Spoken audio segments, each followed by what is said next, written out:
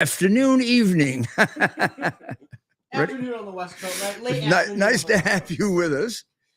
And of course, this is another edition of America's Mayor Live from New York.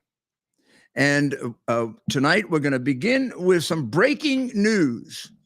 Now, this should not be breaking news. This is an indication of how, among the other things that we are afflicted with in modern America, that is making us a country in jeopardy of being not a world leader any longer. The press is not only extremely biased to the point of corruption in many cases, but it's also extraordinarily lazy. And particularly when there's a desire maybe not to get that news or to find that news, I find. But even on the right, there's a certain laziness. So yesterday, Stinkin' Blinken appeared on Face the Nation. And this could also be a testament to the fact that nobody listens or watches these shows any longer, which I concluded some time ago that they had gone to hell. They used to make a lot of news one day. Certainly when I was, more active in politics, mayor and running, and you usually get 2-3 stories on a Monday morning that came out of the Sunday morning talk shows. Imus used to make a living off them, really. I mean, if you go back to those days, there'd always be a follow-up, particularly on Russert, because we don't have Jim Russert right now, anything even like Jim Russert. So yesterday, Blinken appeared, and I don't know, do we have that one ready to go right from the top? Yes. The Blinken appearance, it's on Face the Nation, correct, Ted? Yes. Okay, on Face the Nation. So listen to, and I'll give his proper title, Secretary of State, Blinken the Feckless. We have, you're exactly right, we have several hundred Americans and other nationalities, other civilians from other countries who want to leave Gaza. We've had people come to Rafah, the crossing with Egypt, and to date at least, Hamas has blocked them from leaving, showing once again its total disregard for civilians of any kind who are stuck in Gaza. This is something that we're working, again, virtually every single day. We have right now in the region on the ground, one of our most experienced diplomats, David Satterfield, working with the different governments concerned, with Israel, with Egypt, to make sure that we're ready to be able to get people out, assuming Hamas lets them move. So really, the ball is in Hamas's court in terms of letting people who want to leave, civilians from third countries, including Americans, get out of Gaza. Just to be clear, you're saying Hamas is preventing Americans from leaving Gaza? That's correct. And there are no U.S. personnel who are able to help on the ground? We have U.S. personnel on the other side of the border in Egypt, consular personnel who can immediately help and assist those Americans who want to leave. We're working this very, very actively every day, including with partners who may have influence, connections with Hamas that we don't have, to make sure that people can get out. So we're tracking this. We want to make sure it happens. 500 Americans plus, and then people of other nationalities, etc. So now, if you heard that yesterday, and they've been telling you there are 200 to 250 hostages, correct? And 10 left are American, right? What are these people? What are these 500 that Blinken has no concern for, it seems like? I mean, he just says it like, and the totally energetic, quite alive reporter just passes it over like there are 500 people blocked in Gaza, and there are some more people blocked in Gaza. They won't let them out. Hamas won't let them out. Aren't they hostages?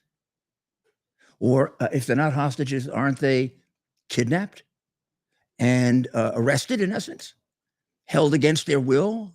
What word would you like? Are they potential hostages? Of course they are. Are they people of great concern? Of course. Is the American media asleep? Yes. Do they care about American life? No. And neither does Stinkin' Blinken. It looked like he was talking about what happened what's going to happen on the stock market tomorrow. Oh, there were 500. I don't even know the number. There are 500, about 500 Americans and other people of different backgrounds and different nationalities, and they're blocked from leaving by Hamas. Blocked from leaving by Hamas. Gosh, I wish I had written it up in big letters. Blocked from leaving. Blocked from leaving from Hamas. If you block me from leaving, you have put me under arrest. You've kidnapped me. There, as every indication, you're going to use me as a hostage, since that's what you do. And whether hostage or not, I'm among the people that my country should be doing everything to save, as much as the hostages. So we really don't have just 10 Americans there. Oh, only 10. We literally have 500 plus other people. And it's important for any number of reasons, including humanitarian reasons. It's also important because there's no doubt now that our president, who appears to be intervening in this war to the extent that he is for the benefit of Iran, Hamas, Hezbollah, and any terrorist group he can find, and probably makes sense since he funds them. He's a funding source. He actually is a funding source for all sides. We are, by the way. He's not dipping into his crooked money. He's using our money.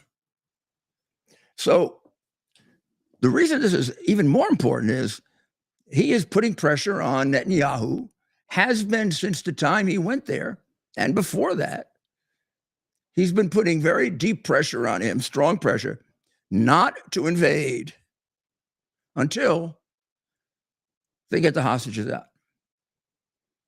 Wow. And they can get the humanitarian aid in. Both of those things would come from somebody who is advising for the benefit of Hamas, Hezbollah, and Iran, not the United States, because both of them are extraordinarily counterproductive and extraordinarily destructive to the state of Israel and to our efforts. In fact, the lead in the Post today was the Biden administration is frantically trying to stall Israel's invasion in hopes of furthering negotiations over the more than 200 hostages still held by Hamas. A report said, well, they're going to leave the other 500 behind. Not noted here, by the way. May I add that this was printed after that interview, which indicates that Ronnie Reyes, kid, you gotta wake up. Whoa. You gotta listen to these Sunday shows. 500 more Americans that no one's paying attention to. Will somebody start paying attention to the other Americans? Anybody care about them in the White House? No. But how about somebody caring about them? How about we put them in the figures? He's delaying the Gaza invasion to get back the hostages. What they gave up to today. At that rate, it'll be delayed 2 months, 3 months, 4 months. We start getting into the 500, it could be delayed for a year. That'd be good because there'll never be an invasion then. And then when that's over, Hamas will come in again and wipe out another couple of thousand Jewish people. I don't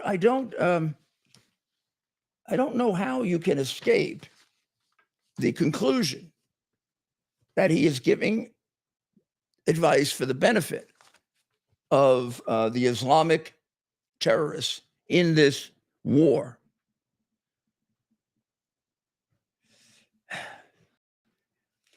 It does point out here in this article, Hamas preventing Americans and other foreign nationals from exiting the Gaza Strip.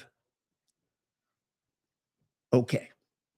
They are then being held illegally and against their will, without any doubt, and could conceivably be considered hostages or the same category as hostages, people that we have to get back, and people that, as soon as he focuses on it, they'll become important when he wants to use them as pawns to stop Israel from invading.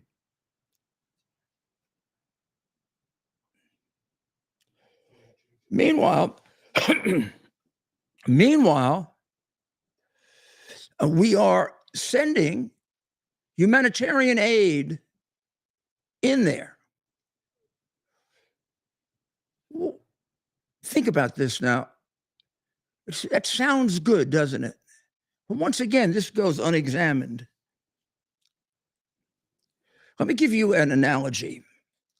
Suppose during the part of the Second World War when it was going bad in Germany and people were starving, I don't know, let's pick a place in Berlin.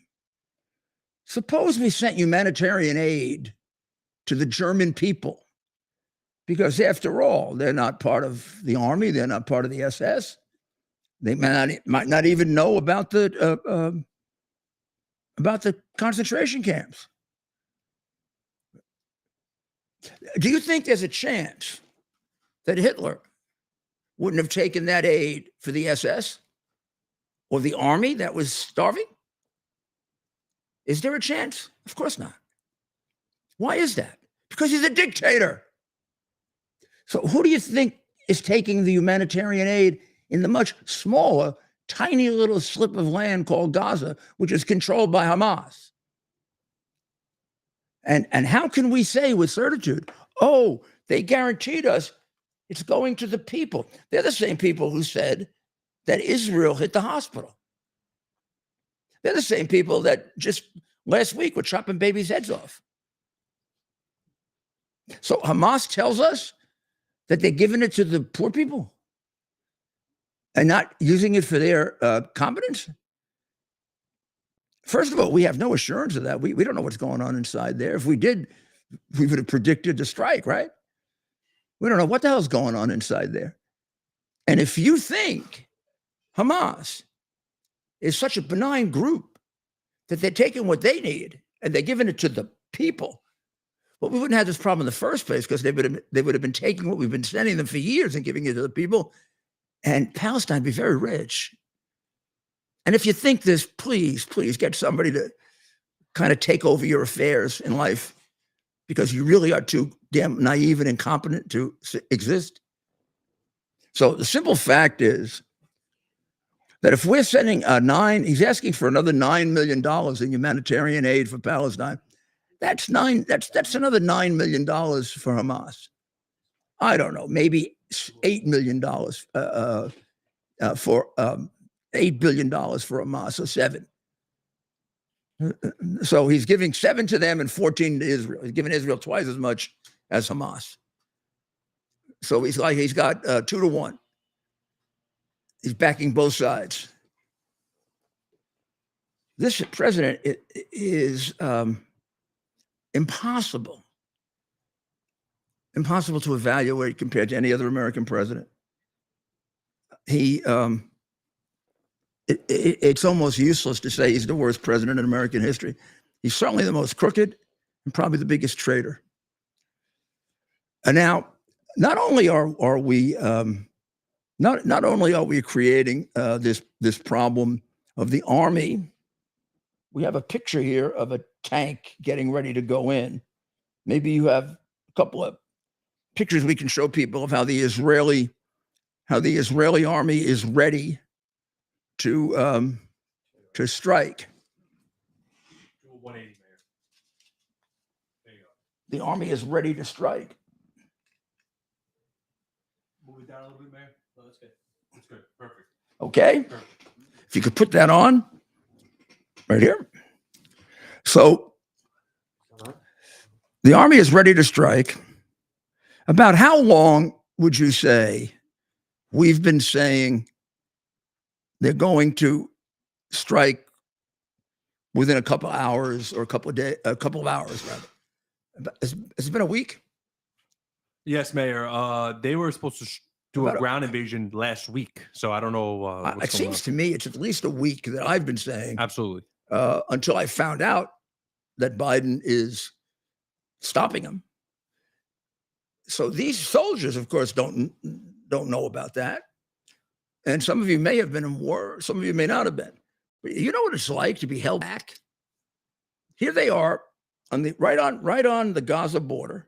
It's very small. They can see right into Gaza. And to make it worse, rockets are going over their head.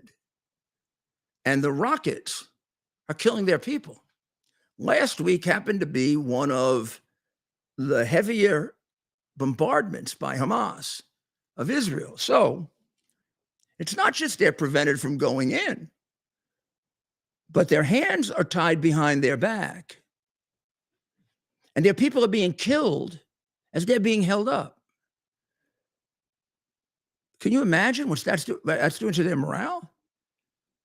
This is sort of like MacArthur in the Korean War, when the Chinese communists would come over the river.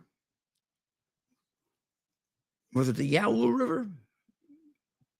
See how good my memory of history is. The Yalu River, I believe. They'd come over the river and they would attack during the day. They'd supplement the North Korean forces. But we had soundly defeated North Korea. We had surprised them at one of the greatest military maneuvers in military history, engineered by MacArthur, which nobody talks about because he was a right-winger. So he's not entitled to any status as a great general, except among the people, where he was given a hero's parade when he came home, having been fired by Truman. There's only one side given to that piece of history because it was orchestrated by the communists who surrounded Truman. And that was that MacArthur was terrible because he challenged civilian control of the military. True, but there's a second side to it. MacArthur's troops were getting killed by troops coming over the border and then retreating so they couldn't be attacked. And they were going to sanctuaries. And he had no sanctuary. So he pleaded with this Defense Department and with the president to allow him to go in. And he said, I can wipe him out pretty darn quickly. And he was told no. And it may be, I don't remember exactly if he actually went in and therefore defied the president's order directly or said that he was, or made some very disparaging statements about how irresponsible Truman was. But in any event, he was fired. And he came home to a great hero's welcome with a parade up the Canyon of Heroes, fired by the president, because the people got it. Now, I'm not saying it's right to not follow the president's orders, but I do think when you are commanding a group of soldiers who had just carried out one of the greatest maneuvers in military history, had taken a war that was lost and had won it by basically doing an end around, an unobserved end around. Instead of going up North Korea, right into their belly of the South Korean army, they did a George Washington maneuver using boats and other things, and they came around and ended up right on the northern portion of South Korea, right at the border of South Korea, and went right into South Korea and isolated the army. And within days, they had all of North Korea.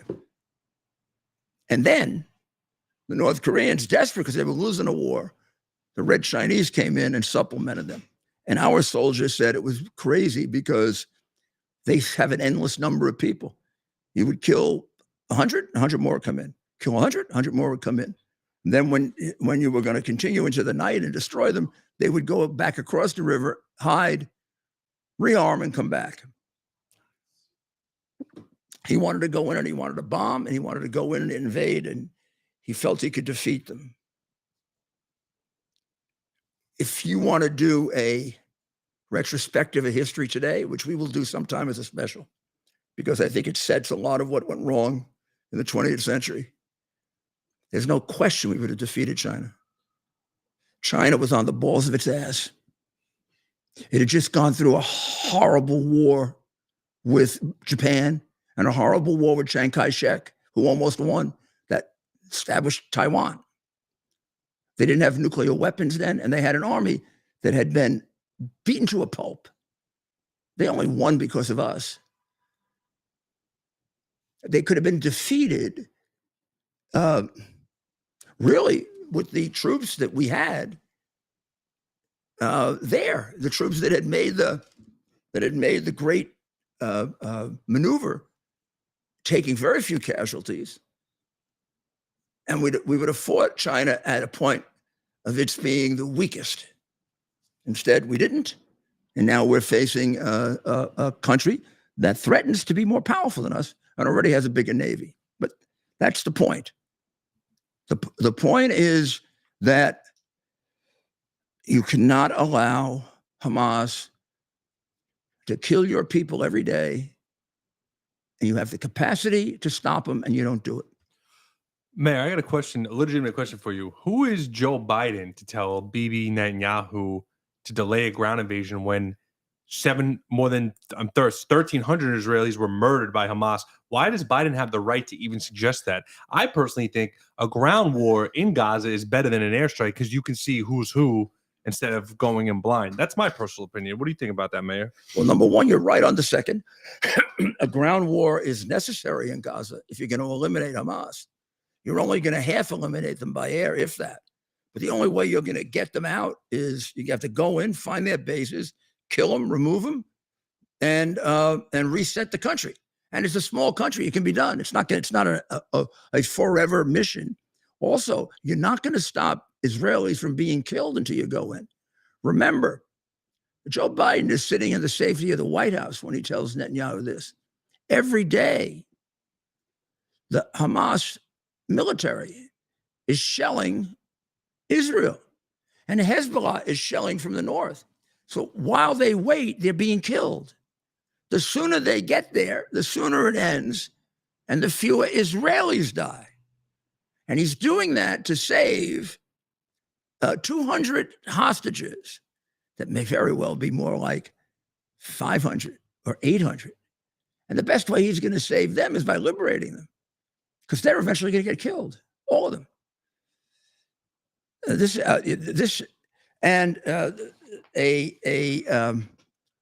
An Israeli military official gave a very, very good interview, which of course doesn't find its way into any of the other newspapers. I think it was printed in Newsmax, and it says that we have a long history of dealing this way, and sieges work. An Israeli security source told Newsmax. The source noted that the withholding of water and electric are the only leverage Israel has over Hamas right now. Adding that, this is the way they've gotten back hostages in the past. So by giving them what they want, making them fat and happy, they're going to feed you a few little terrorists here and there, because they know they're dealing with a cowardly moron in the White House, and he's going to fall for it. And meanwhile, while they're doing that, every day, every night, they're bombing the hell out of Israel. And Israel is sitting there capable of stopping it and not doing it because Joe Biden's calling the shots rather than Bibi. Now, you want to know why did Bibi accede to it? Because he needs America's support. And he's probably afraid to go it alone. I don't blame him for that. I think there comes a point in which you have to go it alone. And I think that point was passed already, probably before the weekend, because I would look at my people that were getting killed and I would say, all this is doing is increasing the number of my people who will die. All those people that are being killed every day and being shelled don't have to be shelled. That all stops pretty darn quickly when we get in there.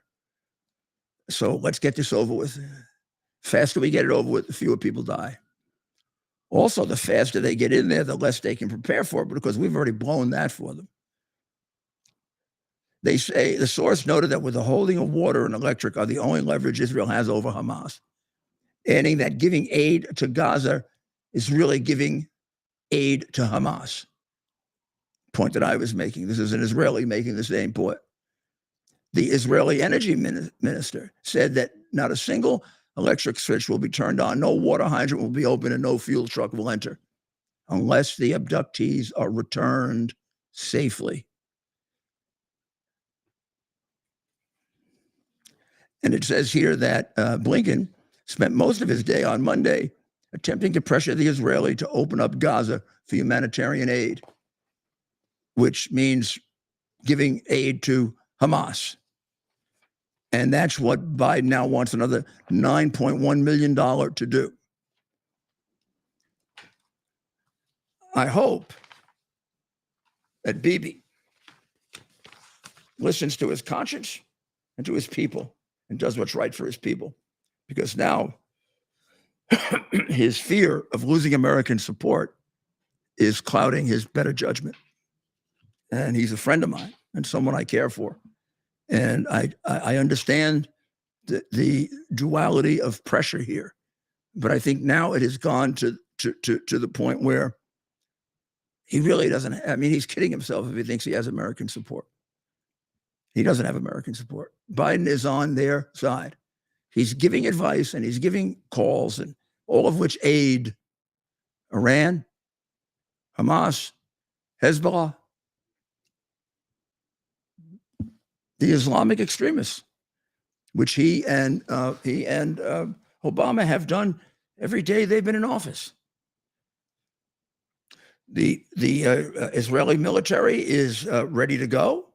Nir Barkat, who's the minister of the economy, said that what they have there, they would eliminate Hamas, and if Hezbollah enters, they have the full capacity to carry out a two-front war. Meanwhile, they are being hit up in the north by Hezbollah, which means being hit by Iran. The connections between the two are inseparable. They're one and the same. And I would have very little doubt that there are Iranian forces directly assisting them.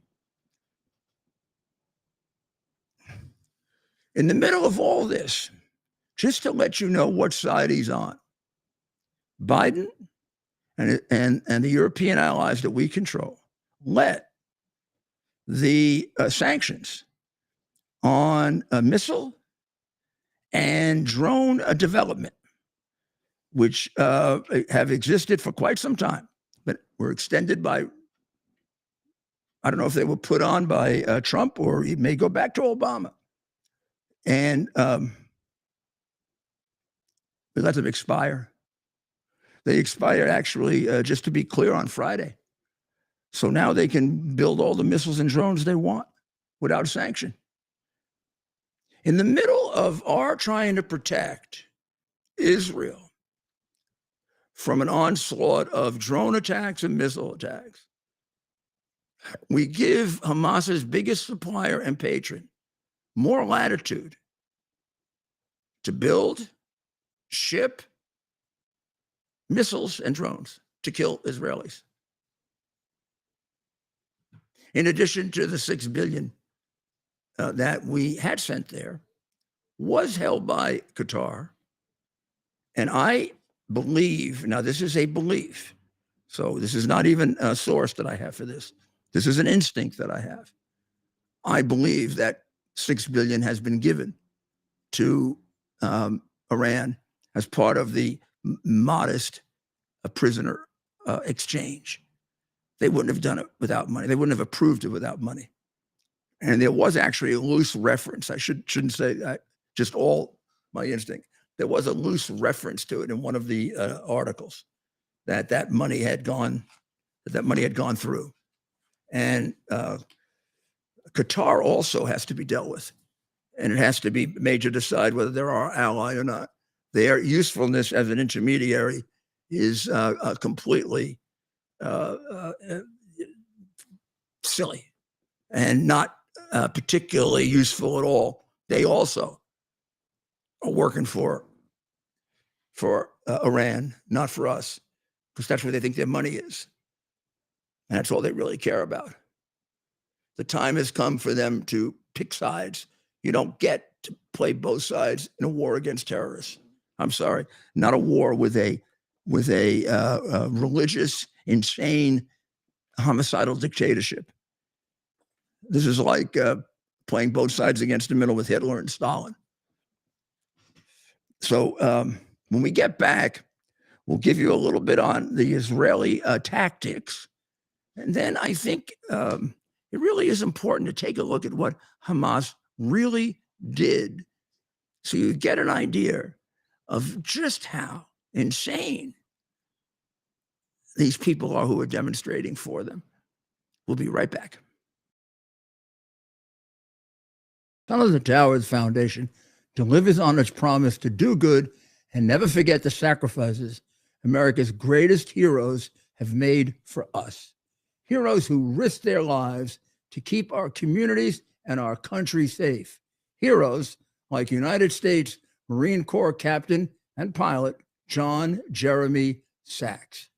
Captain Sachs sustained fatal injuries when his military aircraft crashed during training, killing him and 5 other service members. He's remembered by loved ones as courageous, brilliant, and devoted to his career, family, and friends. John is survived by his wife, Amber, who gave birth to their second daughter 3 months after his death. Tunnel to Towers paid the mortgage on the family home for Amber and their 2 daughters. The foundation has helped over 1,000 military and first responder families navigate the worst of times by removing the burden of a mortgage payment. Our nation's heroes and their families need your help now more than ever. Donate $11 a month to Tunnel to Towers at T2T.org. T2T.org. That's T, the number 2T.org. T2T.org. Please donate now.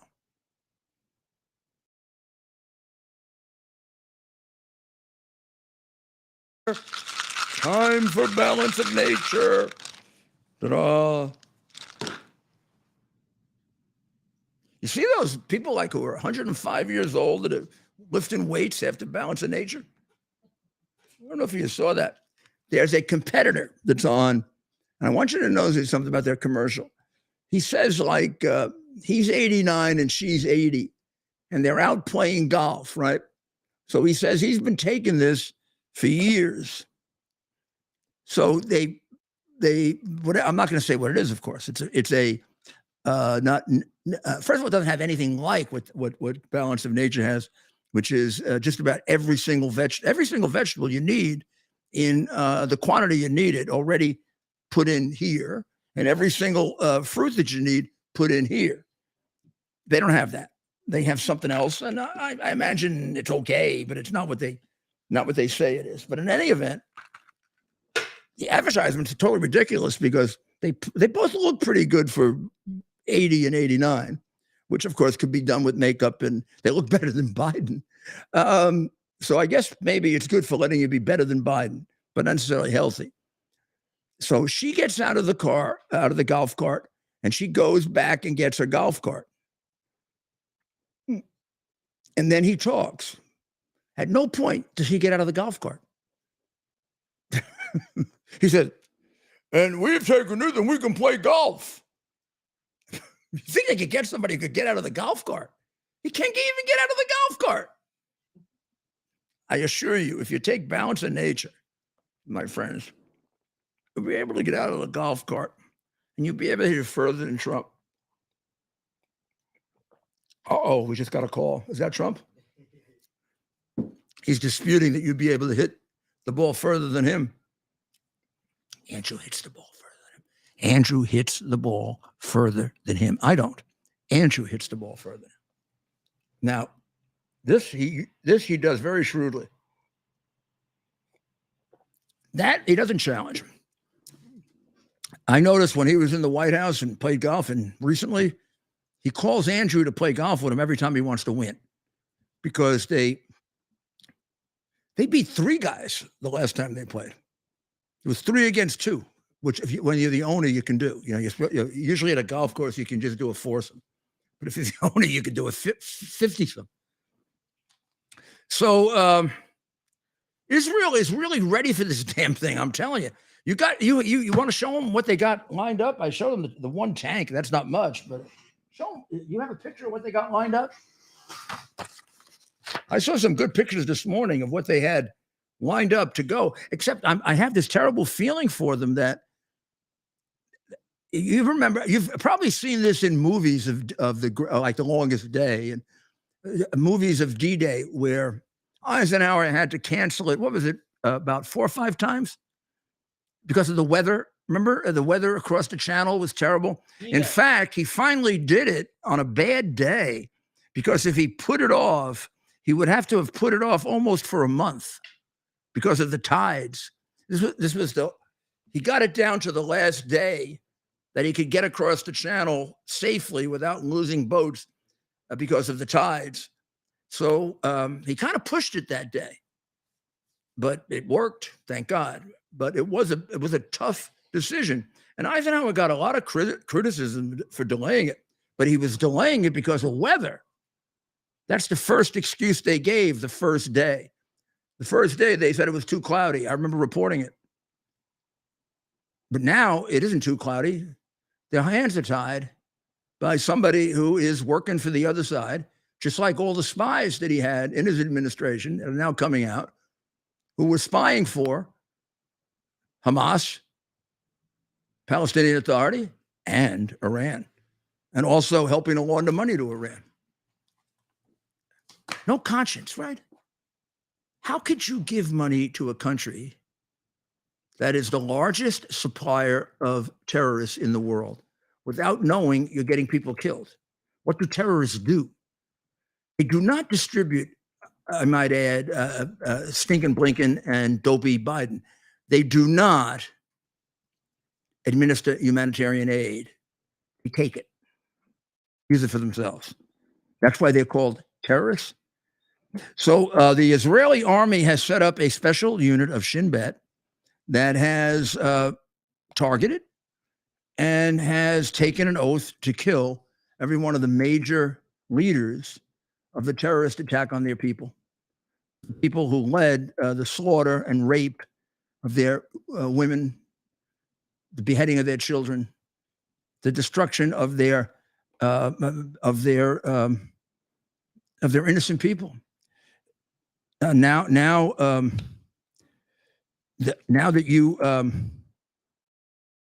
look at what's coming back and you can see what they've done, I mean, this is honestly, words don't describe it. Only pictures do. And I do think they're being too euphemistic in what they're putting out. I think that people should be confronted and get to see what's going on. Now, I don't want to leave the impression that they have been totally defenseless in this period of time. They have made tactical invasions over the border to take certain facilities out. And they've killed a couple of the high-level generals. They've taken out some of the facilities that were bombing them.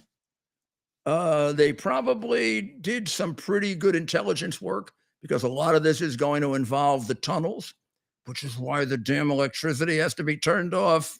Biden, you jackass. And you'd have flushed a lot of them out if you did that. That cutting off of everything going into Gaza was a critical part of their military strategy.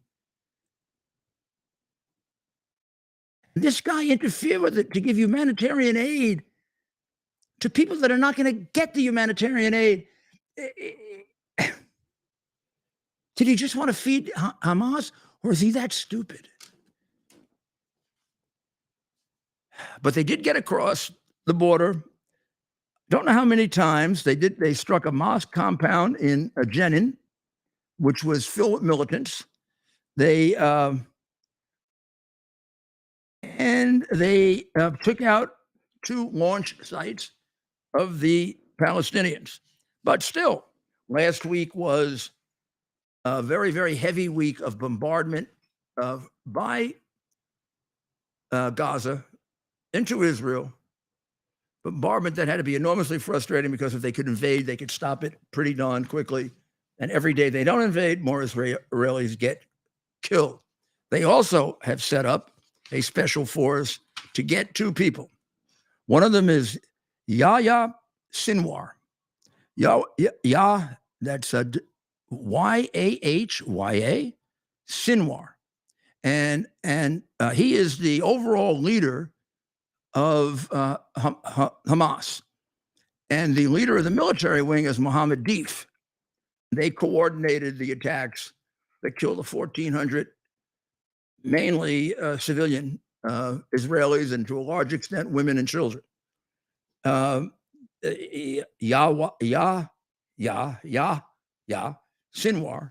is the brains, apparently, behind it, and Deif is the muscle.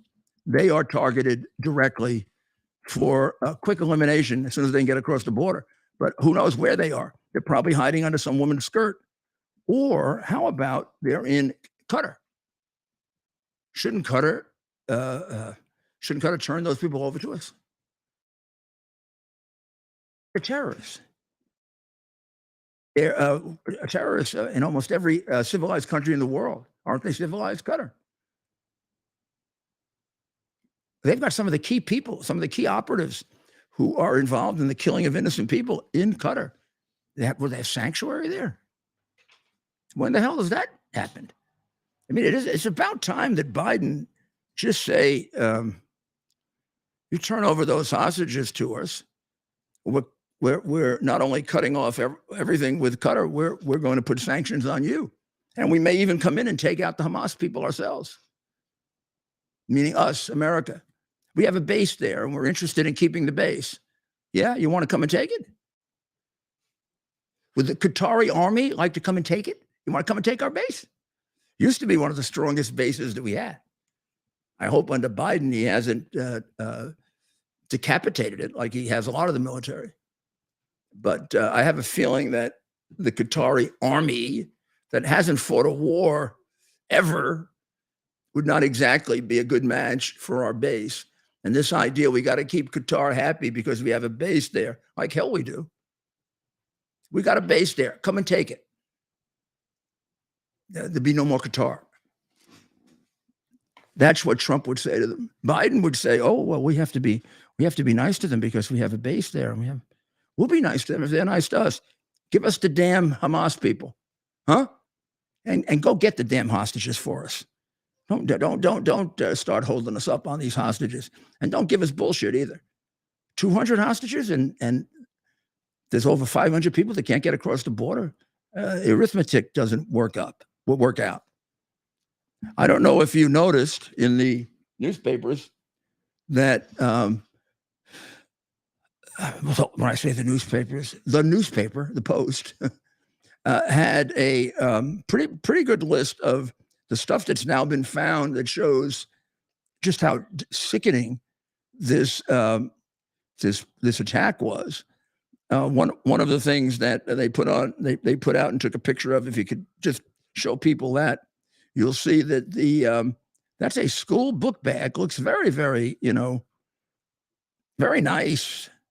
Some kid easily could pick it up, except it would blow the hell out of the neighborhood. Inside was a massive bomb, an explosive device. Hopefully somebody would pick it up and bye-bye that person and everybody around them. There were a number of those. I don't know if you can make it out easily here. Maybe this is a better picture.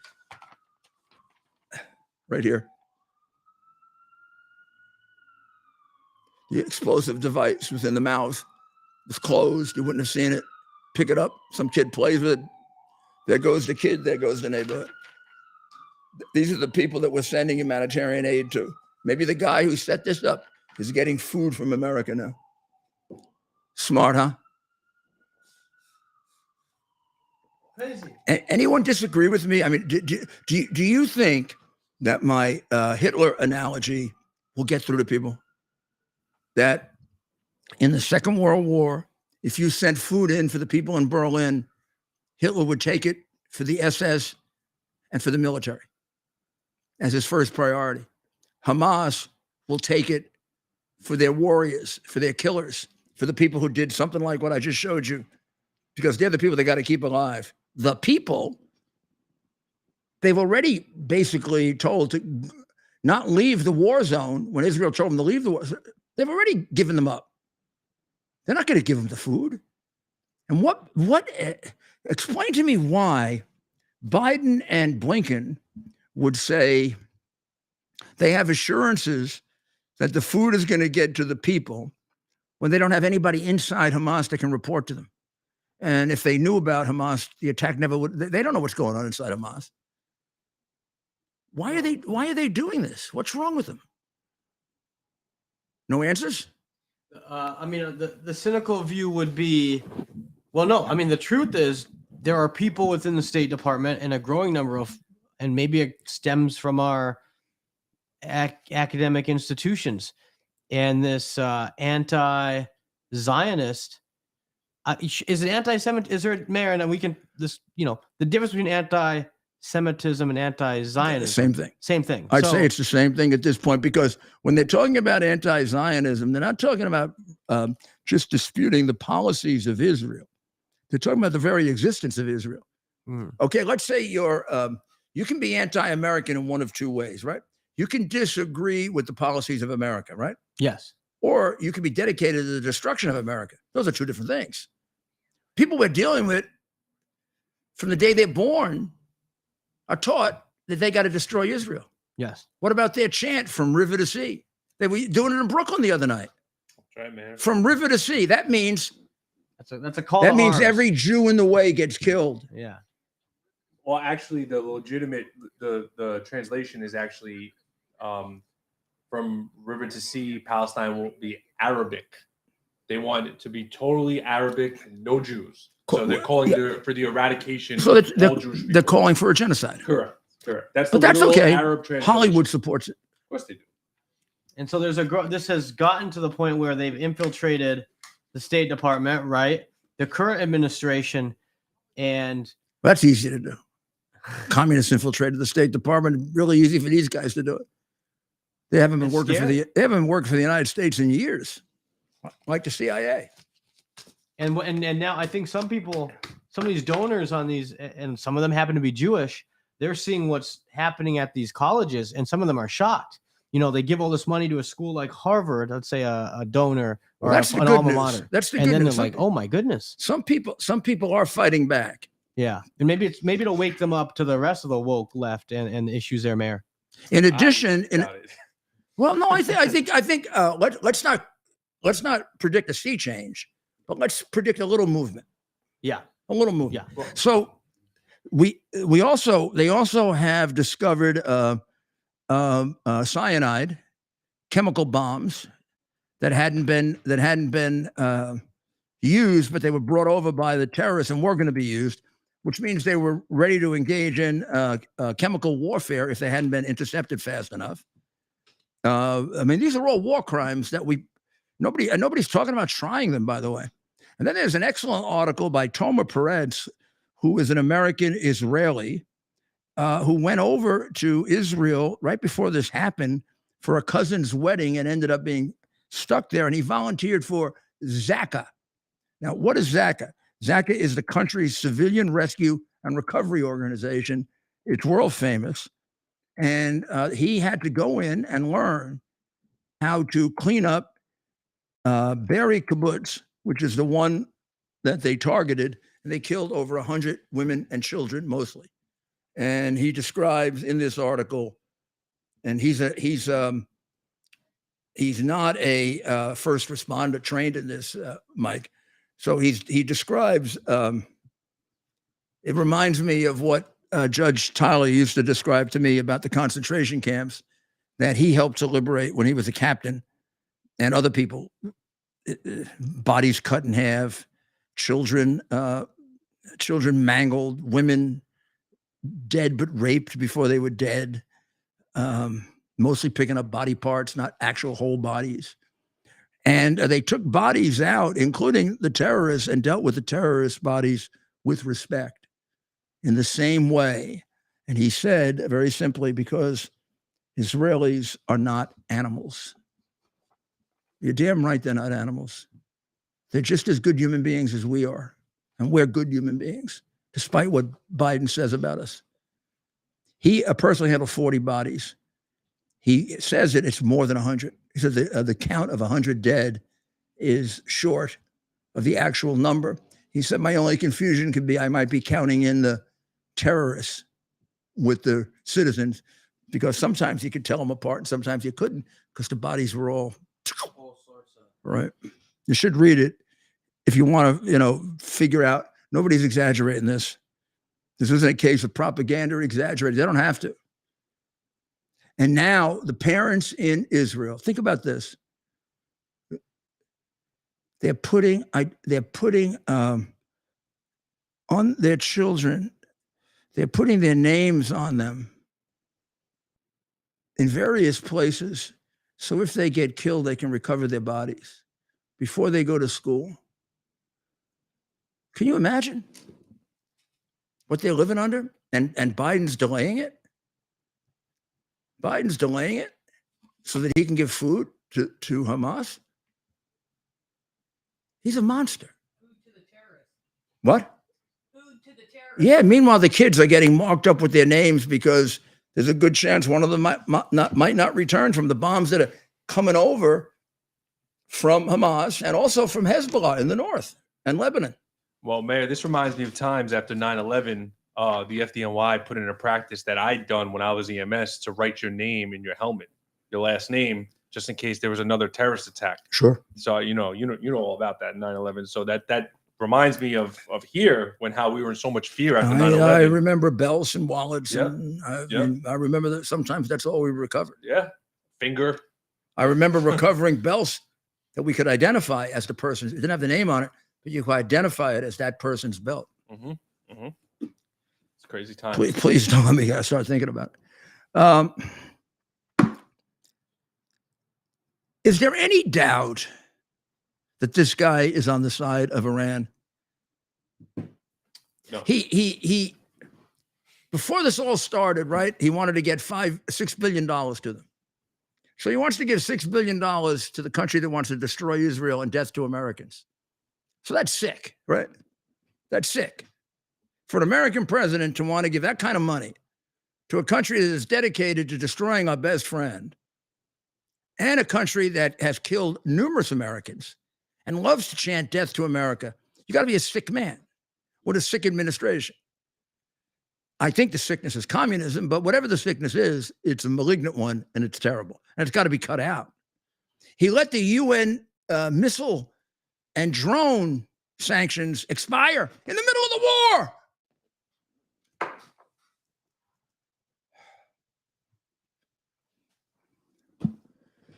We are being hit, but we're not told about it. Yes, United States forces are being attacked in Syria. I can dig out from the newspapers 4 in the last 5 days. I don't know if we had casualties or not, but we're being hit. We're being bombed by Iran. When you get bombed by Hezbollah, you're bombed by Iran. They have control over Hamas. Hezbollah, they have total control over. And we don't do a damn thing to retaliate. That's okay. You can attack America. You can kill us too. This is how we talked ourselves into 9/11, ladies and gentlemen. Bill Clinton getting America attacked and not either not responding or hitting empty fields. Feckless response, useless response. Responses that bin Laden would laugh at and say, oh, well, I can do 9/11, and what the hell are they going to do? Except he didn't count on the fact that he had George Bush rather than Clinton. He had a man with a conscience and a soul. Well, now we got a man with no conscience, no soul, and no brain. I mean, Hezbollah is Iran, right? I mean, Hezbollah is Iran. Soleimani used to run it as almost as an adjunct to the Quds Yeah. force. I mean, They've killed many, many Americans, many. I mean, their founding was And they are bombing Israel right now. And we're getting attacked by the Houthis, who are run by them. All the attacks on American forces are by terrorist organizations controlled by Iran. So you say, forget the terrorist organization. Iran, you want to hit us, we're going to hit you. Isn't this a good opportunity to take out their nuclear facilities? Just take them out? Goodbye, nuclear facilities. So, well, that'll just set them back.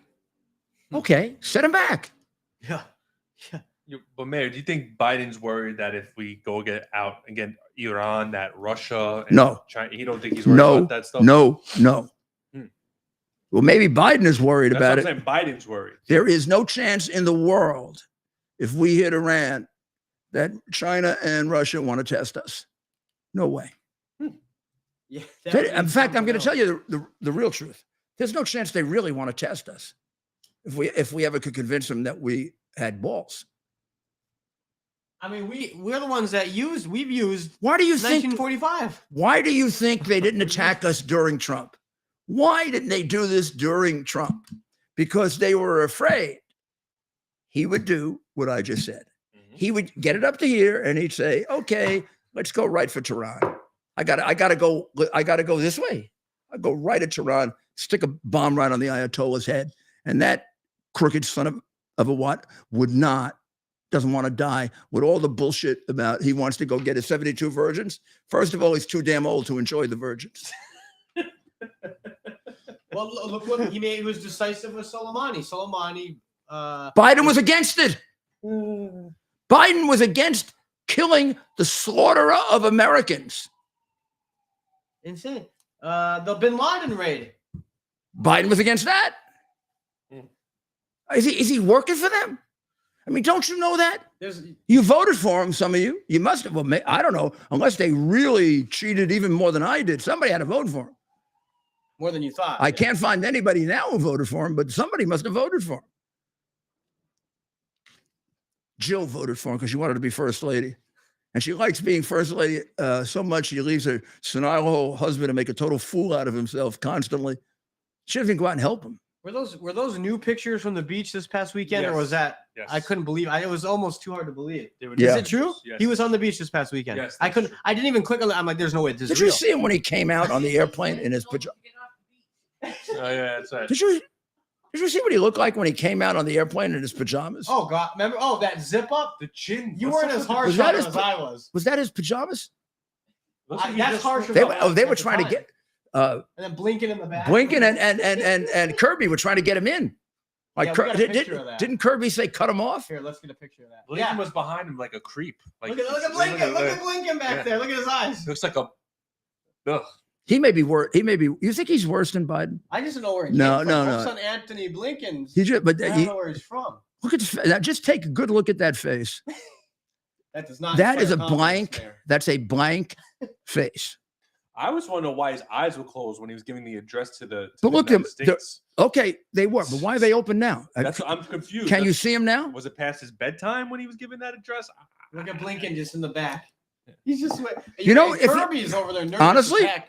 If you Kirby's take a over- look at that picture and you look at their two faces, you can see the face of a man with no brain and a man with a brain. No, you can see a man who obviously has no freaking idea where he is and a man who obviously is aware. You can just see it in the face. Can't you, doctor? I mean, you can see things like that in the face. And this, I don't know, you don't want to play this whole thing, but this was hilarious. Why do I say that? That's so I mean, it's sacrilegious hard, and it's hard. terrible. I catch myself too, Mayor. It's so hard. I know when we saw this, Ted, we laughed our heads off when he came out.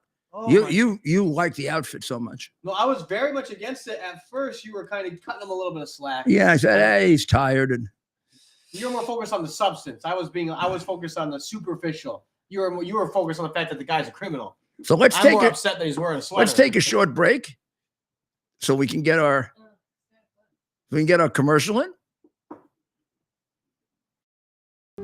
The year is 2022. Cancel culture is the new normal. Online freedom as we know it has ended. Digital stockades are here. All activity is monitored, stored, and predictively analyzed by a technological cartel. We're being converted into a digital resource, a digital currency to be farmed for metadata and loaded into a computerized combine, blockchained to a social engineering operating system. However, it doesn't have to be this way. Be part of a new technological revolution. Right now, 1,000 test pilots have launched themselves into a new digital frontier, a private network outside of big tech control. New technology with state-of-the-art digital engagement and never-done-before security and privacy features that are now operational. With Quick's digital engagement, entertainment, communication, and commercial exchange will never be the same. We are QUX. Quicks. Advanced pre-release sales are limited to 3,000. Order now by visiting quicks.tv. Get yours now before they sell out. Be part of a brand new online experience that you control.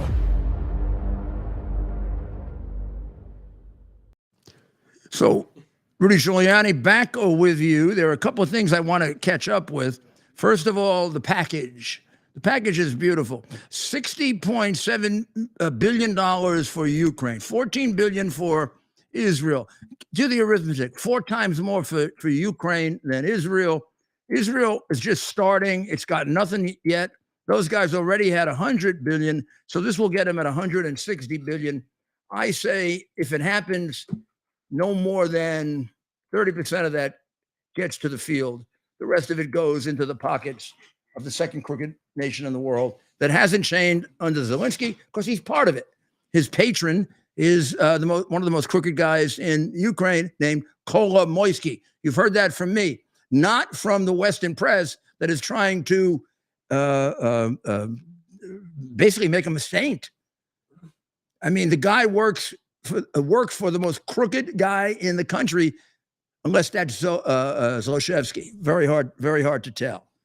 Kolomoisky, remember the name. He's the biggest money launderer. That guy could bury not just Biden, but a bunch of those bums in Washington because he's got their offshore bank account. So when Zelensky says, I want 60 bill, Joe, what do you think Joe says? Yes, sir. Yes, sir. Oh, by the way, Joe, I've been keeping those extra pictures that Giuliani doesn't have, really, really private. And Joe says, yes, sir. Yes, sir. I'll do what you want, sir. So that's the package. McConnell's in favor of it. Because he's worried. He's really worried the whole thing blows up when we find out how much he got from China, from Red China. His father-in-law was from Taiwan, but he made all his money with Red China. You want to think about that a little? We'll talk about it tomorrow night. You think about that a little. See what conclusion that leads you to. A guy from Taiwan makes billions from China, Red China. Ooh. I wonder what he had to do that. And Mr. I don't know where I am, McConnell, who's making Biden look good, is in favor of whatever money can go to the second most crooked country in the world. He's in favor of. Who knows why? Most of the other Republicans are dead set against it. Thank God. I don't think it's going to happen. I don't think he gets that through the Congress. Marsha Blackburn is also trying to stop further funding of the United Nations Relief and Works Agency. That's the one who got the $9 billion. Crooked? What do you think the UN is? It's a left-wing, socialist, communist bunch of crooks who steal money. Okay, now you got it. There's nothing good about the UN anymore. If they were good, they wouldn't be trying to get all this humanitarian aid money, which sounds great, but they steal it like they did in Haiti. But this will go right to Hamas, and some of them. Just in case you'd like to know, this group we gave the $9 billion to, and we want to give another $9 billion to, has been creating the school curriculum for students in the Palestinian territories that teach them to hate Israelis and teach them what a terrible country America is. So we're paying $9 billion to an organization that hates us. Marsha Blackburn, you're on the right track. Cut them off. Gosh almighty, I've always respected you, and it's great that we have some patriots. Now, you were at the Ford Brooklyn for Palestine demonstration. That's right, Mayor. When did Brooklyn become little when I lived in Brooklyn, it was little Italy, it was little Ireland, it was little Israel, it was little Harlem, it was little Palestine. We didn't have terrorists there. Well, Mayor, like I was telling you before the show, Bay Ridge has been historically Syrian, Lebanese, but not Muslims. Must have been a lot of the Christians that got thrown out of Lebanon and have been killed by the Islamics. Yeah. That's right. And it was Greek, Italian, and Irish. But the past 20 years, a lot of Palestinians have been coming from Palestine, and so now Bay Ridge it's mostly Palestinians. And I was telling, I don't know if it's the most populated Palestinian neighborhood in the whole United States, second to Dearborn, Michigan. Oh, please! But it's there. And this rally was not good, Mayor. There were signs calling to eradicate Jewish people. Israel is a trash country. This is a Jewish city. Yeah. The Jewish people have contributed more to this city than any city other than maybe a couple in Israel. Yeah. New York wouldn't be New York, ladies and gentlemen. New York would not be New York without Jewish people. I'm sorry. That's right. They contributed a critical element to this city, and much like the Irish and the Italians, and when they talk about the wonders of immigration, they're talking about Jews, they're talking about Italians, they're talking about Greeks, they're talking about Irish, they're even talking about the old Germans. These are people who came here loving America, not hating it, loving it, and continuing to love it. And they didn't go on welfare. You know these new migrants, Jerkoff, Adams wants to get them work. Mm-hmm. We got 160,000 of them. You know how many applied for work? 2,000. Yeah. I read that. Like they want to work? They don't want to work. Yeah. They want to live off our system. Who came here first? Your grandparents, your parents, grandparents? My grandparents. They came here to work, right? That's right. They get any welfare? Nope. You're damn right they didn't. Neither did mine. They worked immediately. How about yours, Maria?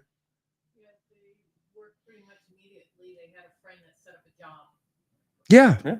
And my grandfather set up his own tailoring business. And after 5 years, he was successful enough to go get his sisters, and he brought them over from Italy. Wow. But I don't think he got a penny. He never even thought he would get a penny from the government. It wasn't even in his mind. As FDR was a great president, but that's one thing I fault him for, was creating the welfare system. He was, except for all the communists that were around. Except for a little communist. And the fact that he created the welfare system. Created the welfare system and sold out the black community. Right. And created Eastern Europe and sold out everybody in Eastern Europe. Right. He was spending too much time with Missy and Pissy and Wissy. Right. I mean, he was crippled, but apparently it didn't stop Pissy and Chrissy and Pissy and his wife Wissy, who was with him. Apparently. But there's a big Democrat exaggeration. Roosevelt. Yep. Roosevelt got us through the Depression. The Depression was worse in 1939 than when he came into office. You know what got us out of the Depression? Going to war. FDR. And then when he went to war, he gave away Eastern Europe to the Russians because he was enamored of Stalin. I wish he had stuck with Missy and Wissy and Pissy and not been in love with Uncle Joe. And Churchill warned him against it. So stop the Roosevelt bull. The greatest president of the 20th century was Ronald Reagan. Not that guy. I didn't say he was the greatest president. I said he was a good president. That's all. All right, I'm sorry. I apologize. I'm Any sorry. president could have handled the war. But Mayor, back to Hey, the a better president could have. back to the protest. Maybe it could have won the war. A year sooner without the 2 nukes. Maybe, and a better president would have gotten rid of the communists in his administration. Well, Mayor, back to the protests in my neighborhood. Yeah. Overrated. It hurts me in my neighborhood because the politicians in my neighborhood, they're all leftists, and they have been silent on this protest with all these signs saying eradicate Jews and whatever. And the councilman of my neighborhood actually gave the Arab American Association $600,000 2 years in a row, and they continue to make anti-Semitic posts about Israel during this conflict. He's a sick person. Who? Justin Brennan. Oh yeah, I got a call about him today. Yeah, he's from an Irishman. Yeah, he's disgusting. He's also something. He's somehow the guy. He thinks he's against the people in the Catholics. You're right. Pro-English, anti-Irish. He thinks he's pro-English, even though he's the Irish. Church of England. Yeah. I couldn't get it all because he was very quick, and he had. I don't know if he had a brogue, but he talked kind of fast. But it was funny because I hadn't heard anything about that conflict in quite some time. But he thinks this guy Brennan is a sellout to the Irish people. You know what Curtis told me? This is fabulous. He said the one place they didn't go, you'll know this, is the area where the Irish bars are. Right. So they only stayed. You know what would happen if they go to the Irish bars? So Mayor, who do you put the money on with the Irish bars? Irish people, 100%. So Mayor, let me just give the layout for your listeners because if they don't know Bay Ridge, Brooklyn, where I live. So they're burning the flag. Right. So Irish. You can walk into an Irish bar. No. I don't care who's out there. Yeah. They got a bunch of people out here who are burning the American flag. Right. And the Israeli flag too. Oh, they go for the Israeli flag. They don't care. They're looking for a good fight anyway. I know. No. And by the way, even if they're not the best fighters, yeah, they don't give up. So basically, I know this from growing up in Brooklyn. I mean, I was a boxer, and sometimes I would be able to beat them, but you don't beat them. They just keep getting up. That's true. After a while, you give up. I made my best friend that way. What? Wait, James Monahan. How? We got into a fight in the 5th grade, and I knocked him down 3-4 times, jumped on top of him. Basically told me, the only way this fight ends, you got to kill me. I wasn't going to kill him. So we ended the fight. We shook hands. And then for the next 10 years, we were best friends because we respected each other. Look at that. And then a couple of times he fought at my side, I'll tell you. He had more guts than I had. I was a better fighter, but he had more guts than I had. Yeah. So, Mayor, in my neighborhood, from basically 65th Street all the way to like 86, it's mostly Arabs, like not only Palestinians, but Lebanese, Syrians.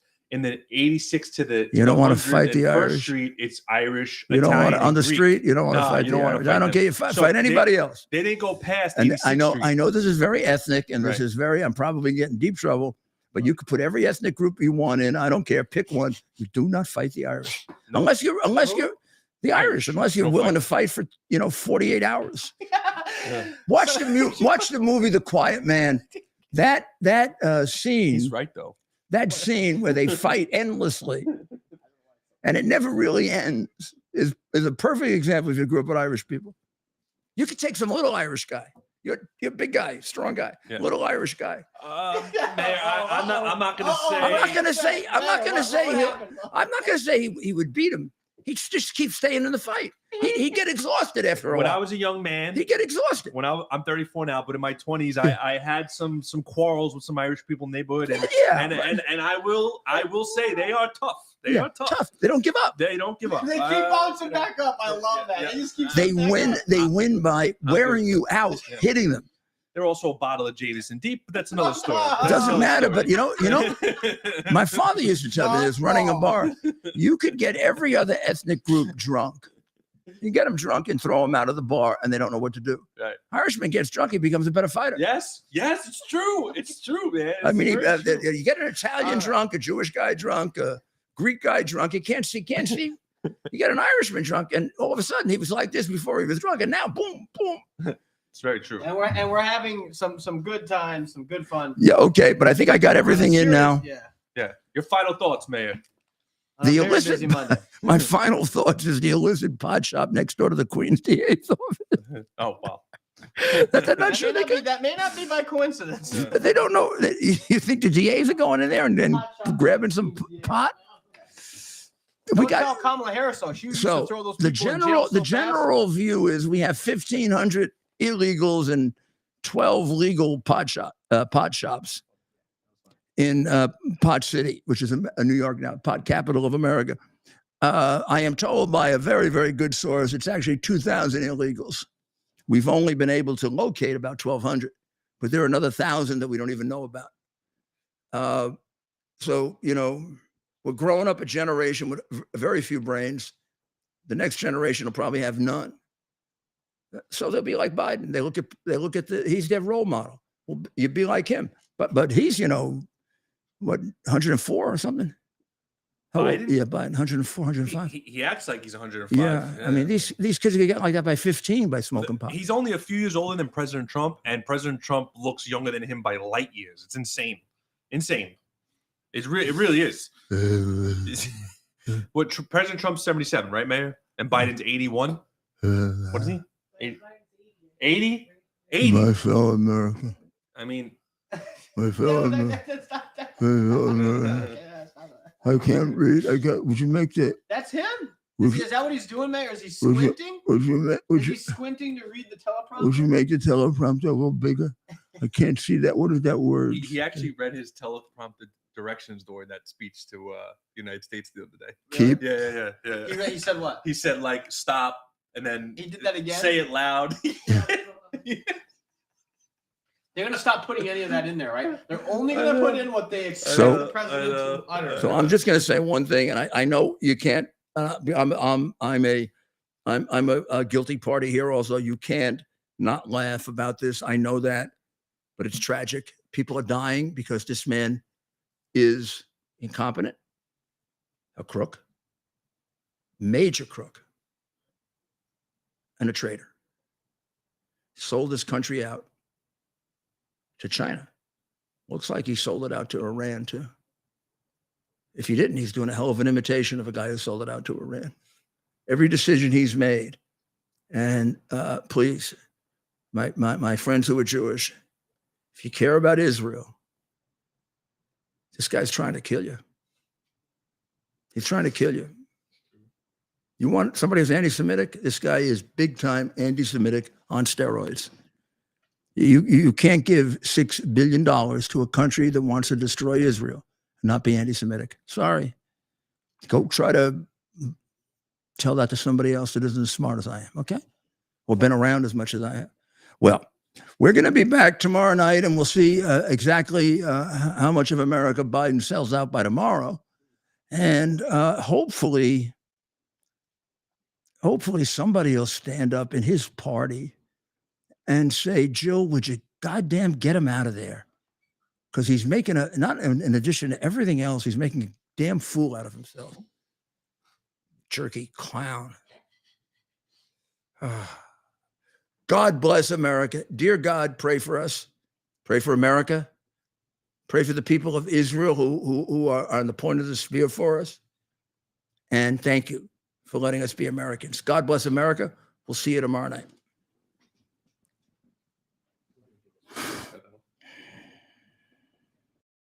Our purpose to bring to bear the principle of common sense and rational discussion to the issues of our day.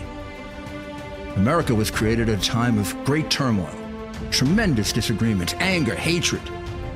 There was a book written in 1776 that guided much of the discipline of thinking that brought to us the discovery of our freedoms, of our God-given freedoms. It was Thomas Paine's Common Sense, written in 1776, one of the first American bestsellers, in which Thomas Paine explained, by rational principles, the reason why these small colonies felt the necessity to separate from the... That's a classic example. Our purpose to bring to bear the principle of common sense and rational discussion to the issues of our day. America was created at a time of great turmoil, tremendous disagreements, anger, hatred. There was a book written in 1776 that guided much of the discipline of thinking that brought to us the discovery of our freedoms, of our God-given freedoms. It was Thomas Paine's Common Sense, written in 1776, one of the first American bestsellers, in which Thomas Paine explained, by rational principles, the reason why these small colonies felt the necessity to separate from the Kingdom of Great Britain and the King of England. He explained their inherent desire for liberty, for freedom, freedom of religion, freedom of speech, the ability to select the people who govern them. And he explained it in ways that were understandable to all the people, not just the elite. Because the desire for freedom is universal. The desire for freedom adheres in the human mind, and it is part of the human soul. This is exactly the time we should consult our history. Look at what we've done in the past and see if we can't use it to help us now. We understand that our founders created the greatest country in the history of the world, the greatest democracy, the freest country, a country that has taken more people out of poverty than any country ever. All of us are so fortunate to be Americans. But a great deal of the reason for America's constant ability to self-improve is because we're able to reason, we're able to talk, we're able to analyze. We are able